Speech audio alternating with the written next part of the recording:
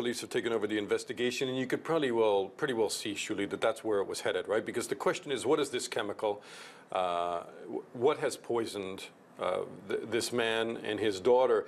And I was just, as we were just getting ready to go on the air, we're just listening to a news conference by the Chief Constable Pritchard, who is in charge of Wiltshire for Salisbury, the police there. He is saying that they remain in critical condition at this hour. This is a full multi-agency response, a very fast-paced investigation, and they have not so far declared this a terror incident. And I don't think they're going to be able to until they understand what was administered to these people. But you can see, obviously, it is probably not polonium-210 or something that took a very long time to act with Alexander Litvinenko, the last Russian spy who was killed here in 2006.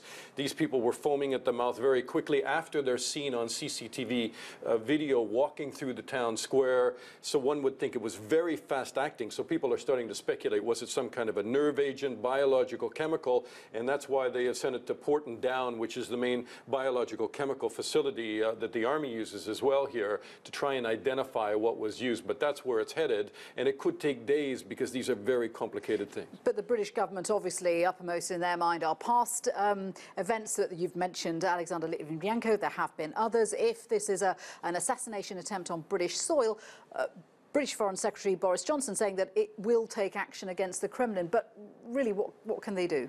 Well, I mean, he's talked about not going to the World Cup. But then very quickly that was scaled back because the Football Association, which has obligations under FIFA, said, we think he was talking not about players, but they were talking about dignitaries and officials. But in a serious way, he has talked about increasing sanctions. He has talked about responding in a robust way, and they probably have to. I mean, if this is another assassination on British soil of a British citizen who has been given shelter here, a former Russian, but he is now a British citizen, the British government's got to do something. I mean, they're going to have to respond, and they're going to be tested here. And I think that's why you hear Boris Johnson talking about the possibility of new sanctions, which would be a very serious thing. Dana, thank you very much indeed for that. Dana Lewis there.